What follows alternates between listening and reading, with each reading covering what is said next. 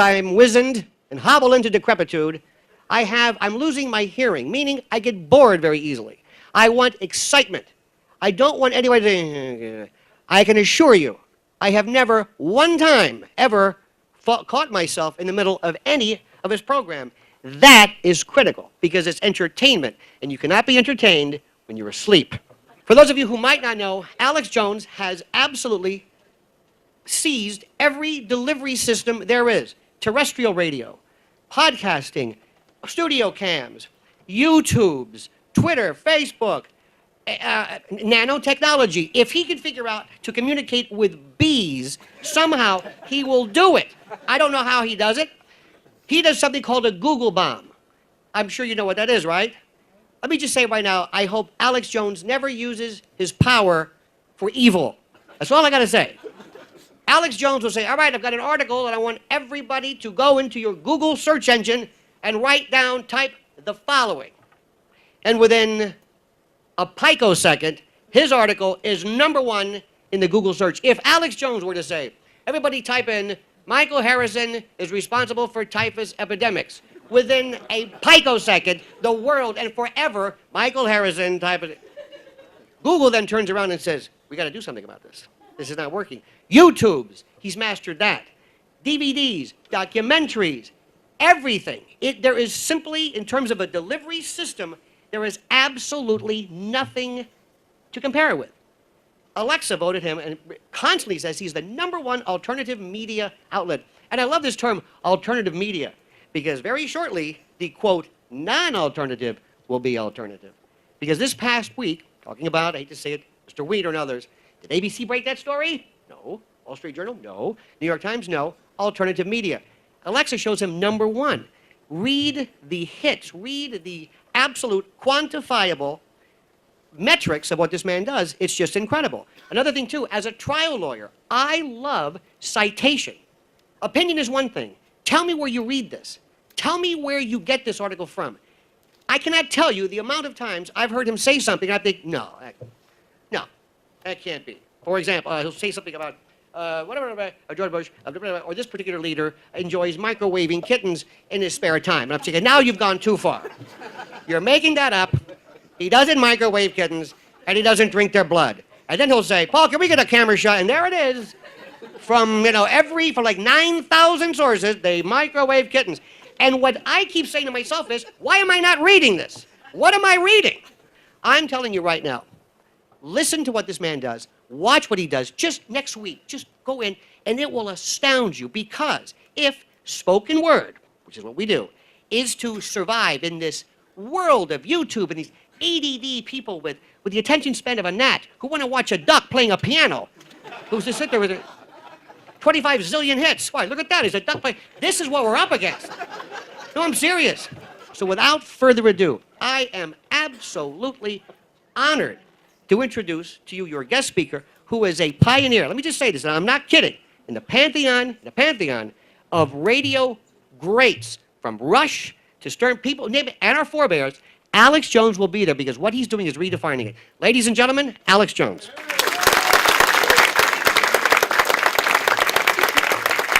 You know, I know who that guy is, as everybody does, but I've definitely got to get him on the radio now. That was awesome. And he did steal a lot of my thunder because he's just recognizing reality. First off, I want to thank everybody for inviting me and the folks that run Talkers. I want to thank Ted Anderson for the last 14 years backing me up with my radio show as it's grown. And it's great to be here in New York, and I'm glad I flew in after it cooled down a bit because, it's cold down there in Texas. We can't handle the heat. I think that Lionel really encapsulated at the end of his speech where I'm going to begin, and that is there is a great transformation happening. I mean, everybody knows that. And I've been invited here because folks in talk radio realize that there's a storm going on. Well, actually, that's just the front edge. The real storm is coming, and the landscape of the future is being formed right now. And again, all of that is a basic truth that you know. What's happening is the social engineers, Edward Bernays and others, got a jump on it and realized it, and the Department of War realized it, and they all wrote books, and they said we're going to basically standardize humanity in the same way that Henry Ford was designing the assembly line. Okay? And so what's happened because of the internet that DARPA and the NSA set up, they openly said in the 60s, this will control everything, we'll track everything in reality, it'll be a total panopticon of surveillance and control so that we can carry out our engineering. And this is all public. And they said, we'll keep people in this tiny reality while the technocracy develops a separate breakaway civilization. And they call that the New World Order banking cartel. But what's actually happening through that system and through the claim of national security, a whole nother world of technology, black ops, systems has been developed, and the whole ruse of terrorism is the pretext to put the clamp down on the population, and then also begin to basically come out in the open with the system where you have the trusted travelers, the normal travelers, and the untrusted travelers, and no one knows how you get on those magical lists. It's a new class system, and why do I raise that point? And then I'll get into new media and ideas that I can impart to you if you think they have any value, and it's this. What's happened is they plan to use the worldwide wiretap, the web, as a control grid, but it did blow back. There were individuals that recognized what was happening and desperately used that system in a way that the establishment thought we wouldn't. They overestimated with their hubris and their arrogance because these technocrats literally have serious delusions of grandeur. And because that's happened now, the population has awakened.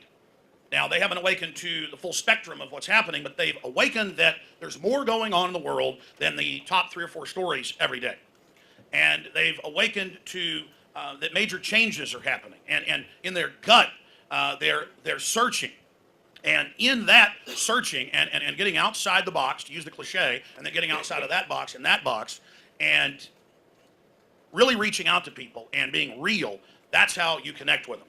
Folks know that things are canned and packaged, and that there is fear in the media, and more as this collision takes place, the system is desperate, and that's why we're seeing open discussion by not just the White House regulations, RCAS, Sunstein, and others, but also from, quote, conservative circles, the mainline, quote, liberals, that are just 2 different flavors of Kool-Aid. One is strawberry, one is grape, but it's all got the cyanide in it. And people are recognizing that, so there is this perfect storm of government and old media coming in and openly trying to write the narrative right now to begin censoring and taxing and regulating and harassing. And there's a whole constellation of systems they're going to use to do that. And I want to speak to you about that because you guys know that there's revolution happening in media and that things are changing. And there's a lot of factors there. It's also the fact that we're going into a depression is why your industry, my industry, I don't really consider myself in an industry, I'm on a mission, is in so much trouble. So there's a lot of factors. Remember, I'm going to try to be focused in this because there's so many points, and I have a tendency to have the long form of talk radio to really be able to flesh out different layers of it. But I'm here to warn you. If you think things are crazy now, notice how everything is accelerating, everything is quickening as we approach different layers towards technological singularity. Okay? So if you think we're moving fast now, if you think things are changing now, it is going to grow in a hyperbolic curve starting in the next several years. Now, through this crisis, the system is going to come in and has openly announced it's going to go after the web. It's going to go after people like myself. And in that vector, in that target scope, the establishment sees talk radio as a very large part of that enemy complex. So you are seen as the enemy by the social engineers because they can't program you, they can't totally control you, they can't watch everything you're doing. People are able to call in regional stories that they don't want out, and their compartmentalized matrix can be released. Brush fires can begin very quickly. And number 1, scandals of the corrupt, decadent elite who've been acting like this for a very long time can now come out and they can't control it. And if you think stuff with Wiener's Wiener is a big deal, it's many levels above that in the type of outright corruption. The establishment is accustomed to this power. They're accustomed to doing whatever they want. And they've been very arrogant, and now they're beginning to realize, wait a minute, we got caught with our pants down. I've known for years that my radio show and the stuff I was doing on the internet from the metrics was bigger than most of the biggest talk show hosts in the country when you added it together. Well, for a long time, I wouldn't brag. And I just sat there and waited because I understood the danger, and I needed to get to a point where the enemy went ahead and recognized and began attacking, which was exactly what I wanted, because the enemy the global social engineers, the technocrats, again, maybe intelligent, but at the same time, they have that subconscious arrogance of their ego and they're narcissist. And so they still think that when they attack you, that it gives them power and that they're discrediting you. But the truth is, they could attack a maggot-covered dead dog in a ditch and people would run to the maggot-covered dead dog and begin loving it because they hate the establishment and the system so much. You understand that?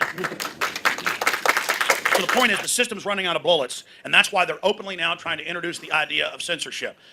And I don't really have to listen to talk radio, though I do addictively.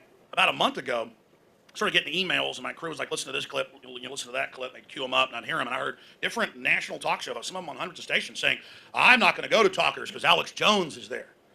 And again, this is a talk show host, First Amendment, and the system that you are using for your livelihood and your passion, that's why you really do it, is you want to communicate with your fellow humans, that basic human trait that makes us human, to telegraph knowledge and information, could sit there and say, I don't want to hear Alex Jones speak. And that right there is really running up the white flag. That is somebody showing how weak they are and how scared they are. And no matter what happens to Alex Jones, this information is not going away. And then I was seeing other clips of other talk show hosts on their national shows thinking they're hurting me by trying to damage your conference, not wanting you to hear what I have to say. I mean, that is so un-American. That's so authoritarian. It's anti-human, and it is the plague. People that talk like that are traitors against liberty and traitors for the First Amendment. Free speech is something incredibly rare across the world. Millions have died for it, and we treat it like it's toilet paper. It's not. It's the precious jewel that must be protected above all else. It is the fount of liberty and freedom and private property and our children's future. Everything lies on it. And the attack against free speech is in full gear. What must not be tolerated is any, quote, liberal, libertarian, conservative, and that fake three flavors thing they're offering, who attacks the First Amendment. We need to get organized. We need to make it the issue. I mean, look, if I can routinely do things similar now to what Drudge does and force an issue out and keep doing it for like a week or two sometimes if I have to, and then I see it blossom and explode, imagine what all of us can do if we start defending liberty. If we start not just talking about lining up Arabs and killing them, because that's the new freedom in America, but if we actually really opened up the Declaration of Independence again and said, we're into this. We're not liberal. We're not conservative. We love freedom. We're constitutionalist. Because this isn't about just getting more listeners. This isn't about reaching more people or making more money. If that's what you want, telling the truth, being active, being aggressive, it will all come. But people realize when something's real, and they instinctively make that connection to you when you are telling them the truth or when you are telling them what you believe. There is a war by the monopoly forces that are not free market. They talk about how they're corporate. They talk about free market all day. They're the opposite. And people need to realize and study history. This is common sense, and I'm sure it's a smart crowd here. You know this, that the monopoly men are the absolute enemy of private property and of freedom of expression and everything that's good and wholesome. So there's a war against you. You are not there with David Rockefeller. You're not there with Queen Beatrix. You're not there with the rest of the Rockefellers and all the big 8 families. This is a mafia. Now, I understand they fund things, they own things, they try to steer things. The point is, it's us or them. Bush gave that speech. It's you're either with us or you're with the terrorists. Okay? Well, you need to make your decision. You're at the crossroads. Choose what side, because these globalists will phase you out. These globalists do not want a bunch of people running around that are intelligent and know how to communicate. They want to shut off your systems. So decide who you're going to serve. You got to serve somebody like Bob Dylan says. Choose what you serve. As for me and my house, I serve the truth, because out of that, everything good comes. The truth sells. The truth is exciting. People are so tired of the Republican-Democrat football being passed back and forth. They're so tired of politicians trying to craft what they say and be careful and push the same baloney over and over again to where people, exactly what Lionel said, tune out. And if you go to the major studies that are out there, the last 50 years, the brainwaves of North Americans in Canada and the United States particularly, not so much Mexico, the brainwave level has lowered. The IQs have lowered. People are in more of a trance-like sleepwalking stage. They're at the point right above that. That's why I can go on a national TV show and get almost no traffic to Infowars.com, but I go on some Christian station in a city that's got passionate, listening, tuned in, awake people who aren't in a zombie-like state, literally, and I plug my DVDs and sell 1,000 of them. Go on CNN, say, get my DVDs at Infowars.com, sell 5. Go on the Christian station with people that care and are awake, Even if you're not a Christian, my point is they're focused. They're into something spiritual. They're into being awake. Their brain waves, when you're in a spiritual state, go off the chart.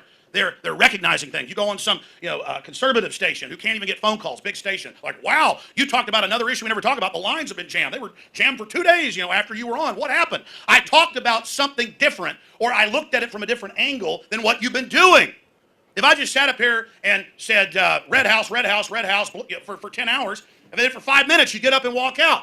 And it's the same thing. And so all these different consultants and people, well, we've got to just go with this parameter. This is what the owners are saying because it's perception management. We've got to keep it in this box. We've got to keep managing society this way. And oh, you're part of the management team now. You're moving up. Well, the people never really wanted freedom anyways, and they're dumb, and they tear you apart if they ever got into power. You might as well join the system. All of that is a load of crud. The guy, the gal above you giving you this line about join the New World Order, join the corporate Borg.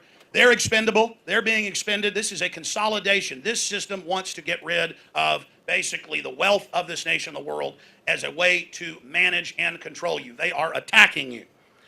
Now, how have I been able to reach 25 million people just on one streaming system a month? The other formats, another 14 million or so. How do I have upwards of 600,000 podcast downloads a day? How do I have 8 different YouTube channels with over 300 million views in the last 2.5 years? How on every metric are we exponentially growing?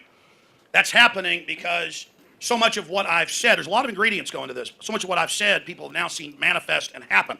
And they're realizing that what I'm covering is important. So there's that ingredient. Also, I'm somebody who started out 16.5 years ago on Access Television. I went to community college. I could have gone to UT, but I wanted to go part-time because I was working.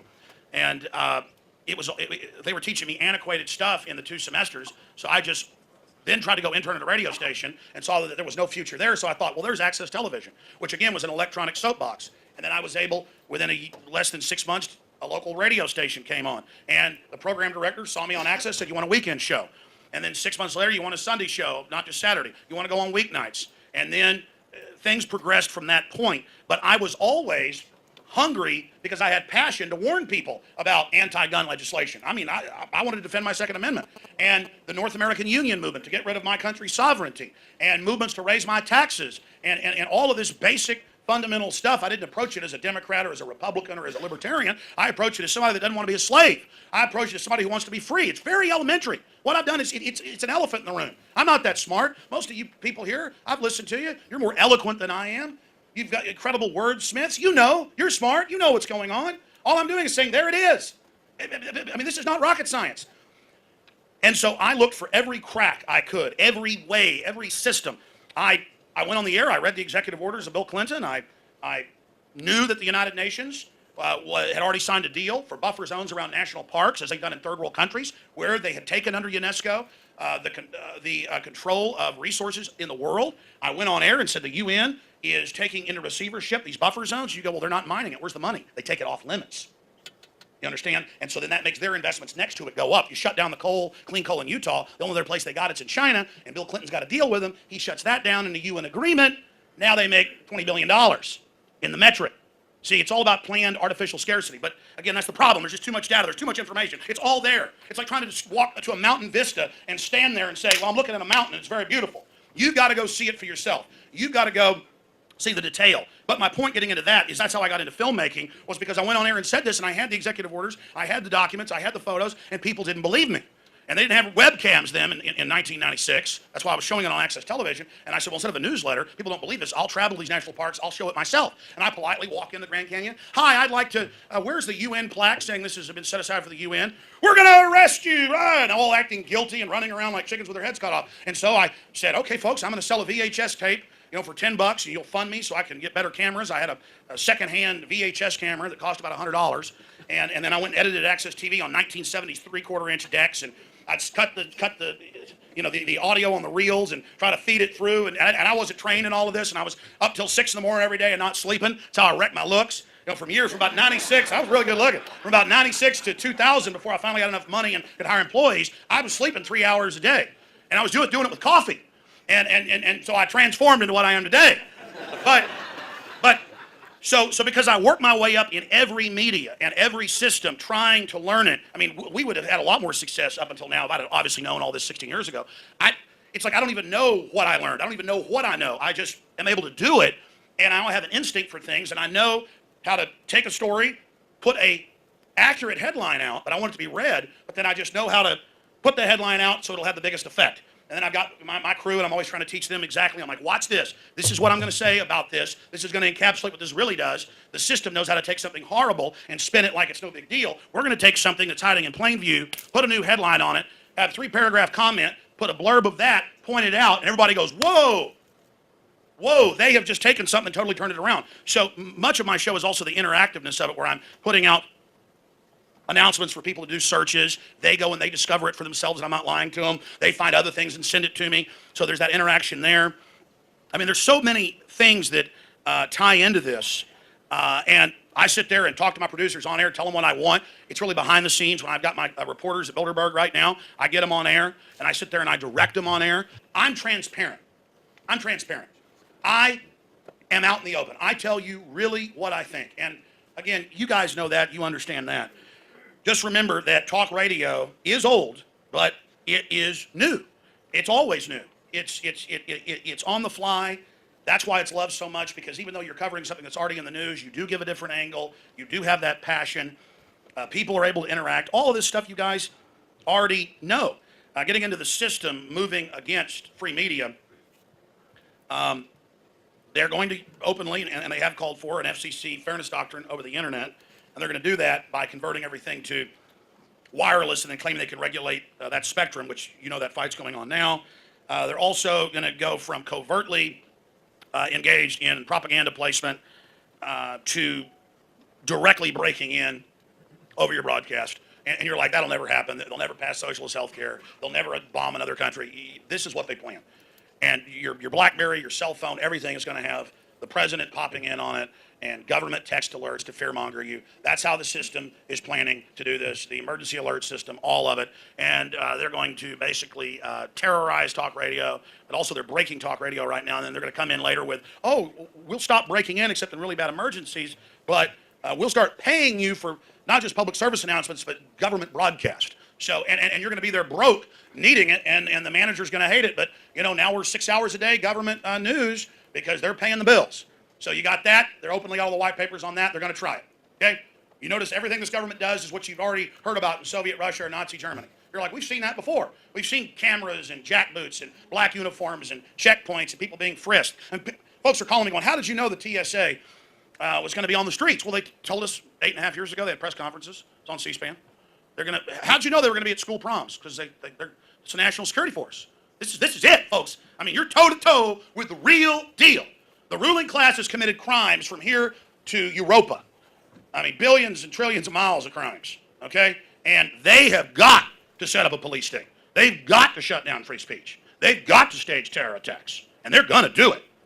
And whether you believe I'm a kook or not about that, those terror attacks are aimed at your liberties and your freedoms, just like Hitler firebombed the Reichstag and attacked Gleiwitz to start the war with Poland. Or we always hear Hitler just attacked Poland out of the blue. It's a historical fact that he blew up his own military base on the border.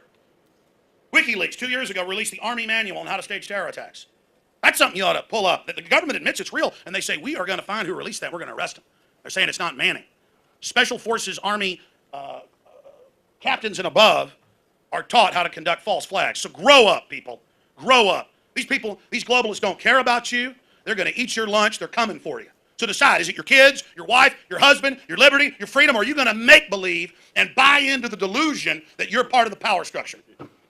And maybe kiss up enough to be part of that power structure for a little while longer. Not me. I'm going head up against these people, and I don't care if they kill me. And that's what people recognize. I love my life. I love my life. I love life. I have such a passion for life that I'm ready to die for truth and beauty and goodness. You understand that? I love life so much that I don't care if they kill me and water the tree of liberty. I'm nonviolent. They want to cut me down like Darth Vader cut down Obi-Wan Kenobi. So be it.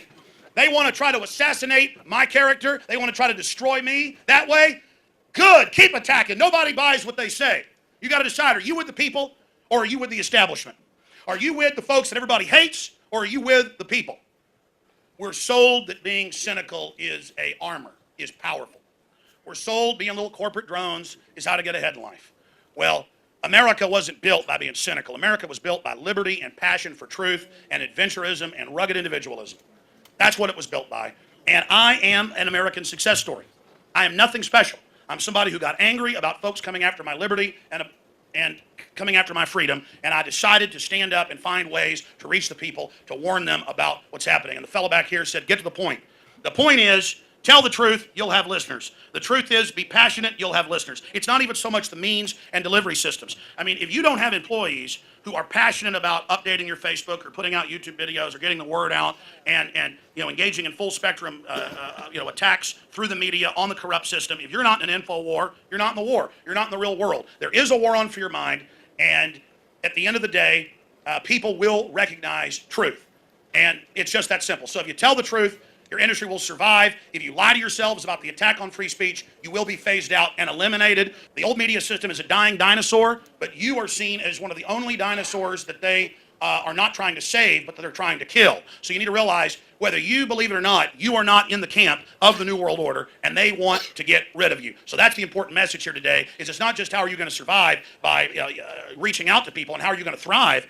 It's how are you going to unify people with passion and become truly political, not just basically following the little marionettes that are fighting with each other with the limited talking points and scripts. Get outside of it, cover more issues, and tell the truth, and you will win, and your children will have a future. Thanks for having me.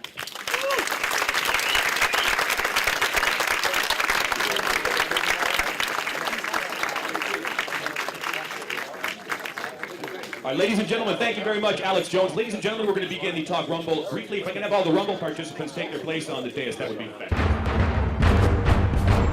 Ask yourselves, what are you doing in this time of great challenge? What are you doing to unlock minds? Go to Infowars.com and PrisonPlanet.tv for the latest headlines and cutting-edge information. And as I get older, as I'm wizened and hobble into decrepitude, I'm losing my hearing, meaning I get bored very easily. I want excitement. I don't want anybody to... I can assure you, I have never one time ever caught myself in the middle of any of his program. That is critical, because it's entertainment, and you cannot be entertained when you're asleep. For those of you who might not know, Alex Jones has absolutely seized every delivery system there is. Terrestrial radio, podcasting, studio cams, YouTubes, Twitter, Facebook, nanotechnology. If he can figure out to communicate with bees, somehow he will do it. I don't know how he does it. He does something called a Google bomb. I'm sure you know what that is, right?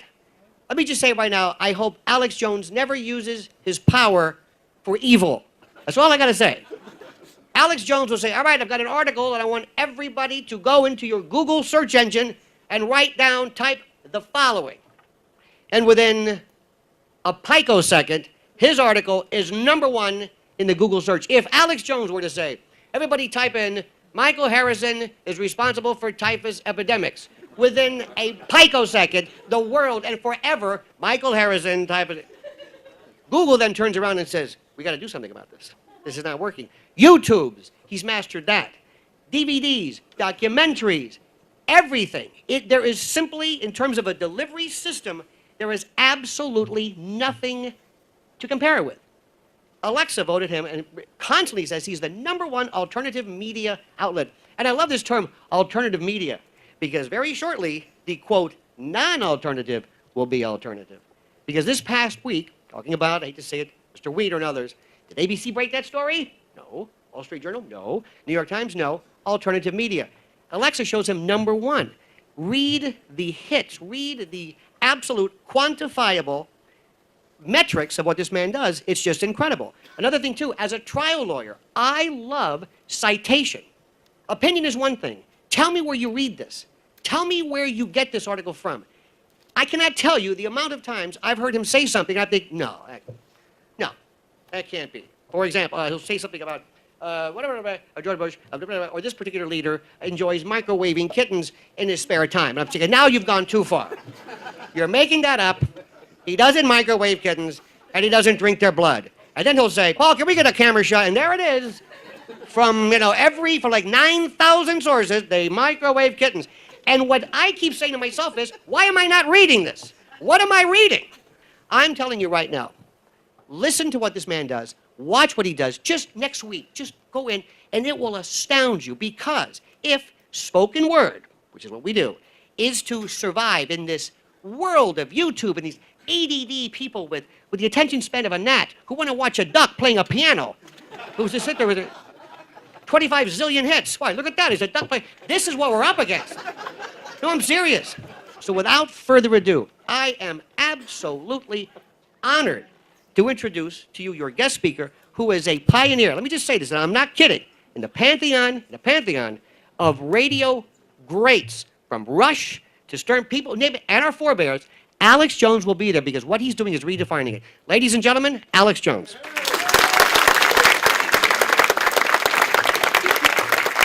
You know, I know who that guy is, as everybody does, but I've definitely got to get him on the radio now. That was awesome.